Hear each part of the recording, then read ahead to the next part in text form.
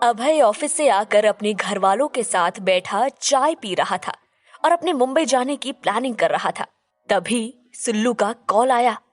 सुल्लू ने अभय को डिनर पर इनवाइट करने के लिए कॉल किया था। अभय अपने घर वालों के साथ बैठा, उसी समय सुल्लू का कॉल देखता है। सुल्लू का कॉल देखकर वो थोड़ा सकपका गया। उसे बहुत खुशी हो रही थी, जिसे छुपा पाना उसके लिए मुश्किल था। वो अपने घर वालों के सामने सुल्लू से बात नहीं कर सकता था, इसलिए अपने फोन को कान पर लगाए घर के बाहर आ गया और बगीचे में टहलते हुए सुल्लू से बात करने लगा। सुल्लू ने पूछा, अभय जी, मैंने आपको डिस्टर्ब तो नहीं किया ना? अभय ने जवाब दिया, नहीं सुल्लू जी, बिल्कुल भी नहीं। कहिए ना, कुछ काम था क्या? अच्छा, पहले ये बताइए कि आप कैसी हैं? सुल्लू ने हंसते हुए जवाब दिया, मैं बहुत अच्छी हूँ अभय जी। वो मैंने ये पूछने के लिए कॉल किया था कि क्या आज हम डिनर के लिए चल सकते हैं? मुझे अपनी ट्रीट देनी है ना? अभय ये सुनकर हंस दिया और बोला, अरे सुल्लू जी, आप अभी तक इस बात को लेकर बैठी हैं। वो ट्रीट वाली बात तो बस एक मजाक थी। आप क्यों इतना सीरियसली ले रही हैं? इसके लिए आप परेशान मत होइए। सुल्लू ने थोड़ा उदास होकर पूछा, इसका मतलब आप डिनर पर चलने के लिए मना कर रहे हैं? अच्छा ठीक है, कोई बात नहीं। ये सुनकर अभय तुरंत बोला, अरे अरे नहीं नहीं, आप तो बुरा मान गई। मेरा ये मतलब नहीं था।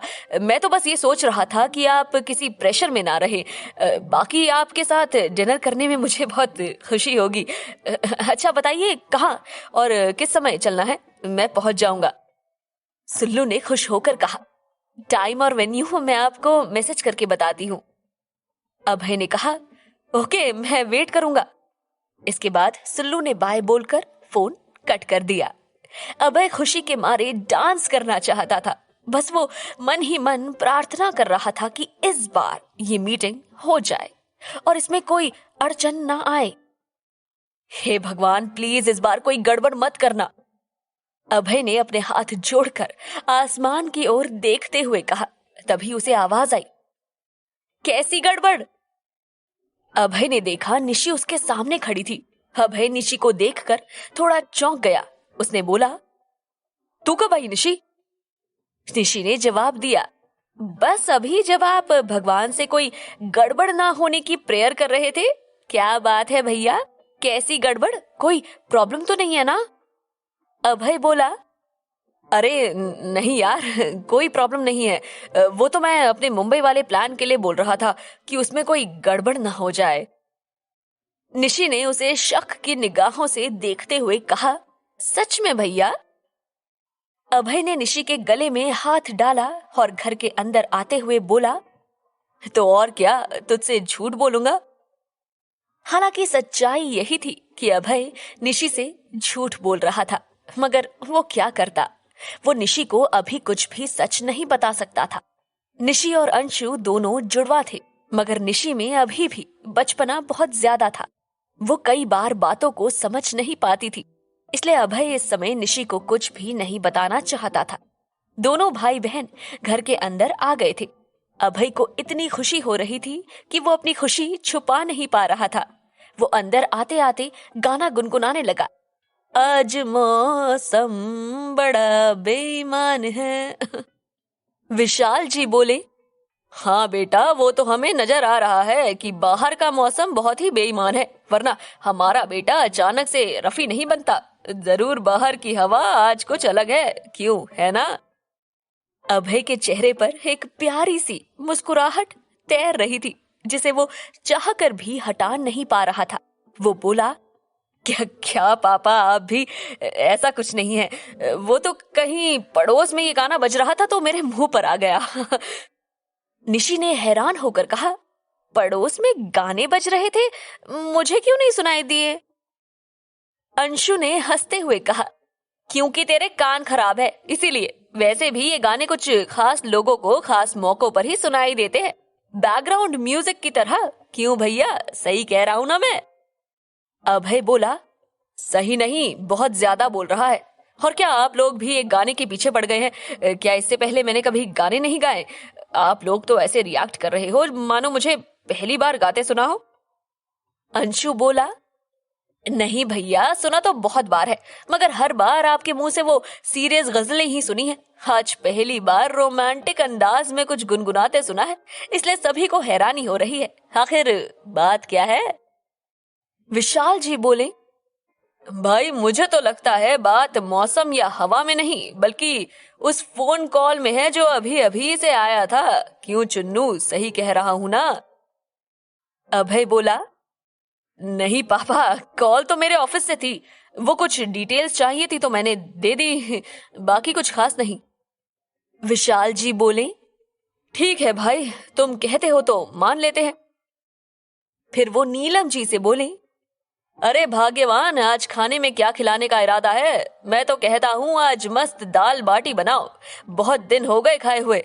और फिर तुम्हारे प्यारे चुन्नू की तो ये फेवरेट डिश है। आज ये बहुत खुश नजर आ रहा है, इसी खुशी में बना लो। नीलम जी ने हंसते हुए कहा, ठीक है, आप लोग बैठो, मैं खाना बनाने की तैयारी करती हूँ। निशी, चल तो मेरी हेल्प कर। निशी ने कहा, जी मम्मा। तभी अभय ने धीरे से कहा, मम्मा, मैं वो बताना भूल गया, आज मुझे डिनर के लिए बाहर जाना है। एक फ्रेंड के यहाँ पार्टी है तो मैं घर पर डिनर नहीं करूंगा। विशाल जी बोले, ये अचानक डिनर इनविटेशन कहीं उस फोन कॉल पर तो नहीं आया ना, जिसके बाद मौसम बेईमान हो गया था? हाँ? अभय बोला, नहीं पापा, मैंने बताया तो वो कॉल तो मेरी ऑफिस से आई थी। मेरे दोस्त ने तो मुझे ऑफिस में ही इनविटेशन दे दिया था, वो मैं बताना भूल गया था, सॉरी। विशाल जी बोले, कोई बहुत खास दोस्त होगा ना, वरना हमारा चुन्नू तो दाल बाटी का नाम सुनकर सारी पार्टीज कैंसिल कर देने वालों में से है। मैं तो कहता हूँ तू अपने दोस्त को मना कर दे। आखिर तो अपनी मम्मी के हाथों की बनी दाल बाटी कैसे छोड़ सकता है? अपने दोस्त को कोई बहाना बना दे। आज हम सब मिलकर तेरी मम्मी की हेल्प करेंगे खाना बनाने में, और फिर सब साथ में खाएंगे। अभय ये सुनकर सन्न रह गया। वो सोचने लगा, अब क्या करूं? सुल्लू जी को मना तो किसी भी हाल में नहीं कर सकता, और घर वालों को मना करना भी मुश्किल है। कैसी उलझन में फंस गया हूं। अंशु को समझ आ रहा था कि विशाल जी अभय की टांग खींच रहे हैं, और अभय भी इतनी गहरी सोच में है, मतलब जरूर कहीं ना कहीं इसका कनेक्शन सुल्लू जी है, वरना अभय को तो पार्टी कैंसिल करने का बहाना चाहिए होता है। उसे पार्टीज बिल्कुल भी पसंद नहीं है। अंशु बोला, किस सोच में डूब गए भैया? कोई बहुत जरूरी पार्टी है क्या? अगर ऐसा है तो जाइए, कोई बात नहीं, हम ये वाला प्रोग्राम किसी और दिन रख लेंगे। अभय ने अंशु को देखा। आज फिर वो किसी तारणहार की तरह सामने आया था। अभय बोला, हाँ यार, जाना बहुत जरूरी है, वरना आप सभी को तो पता ही है कि मुझे पार्टीज बिल्कुल भी पसंद नहीं। अब की बार विशाल जी हंसते हुए बोले, अरे हाँ भाई, कुछ पार्टीज पसंद करने लायक भी होती हैं। अभय ये सुनकर शर्मा गया था।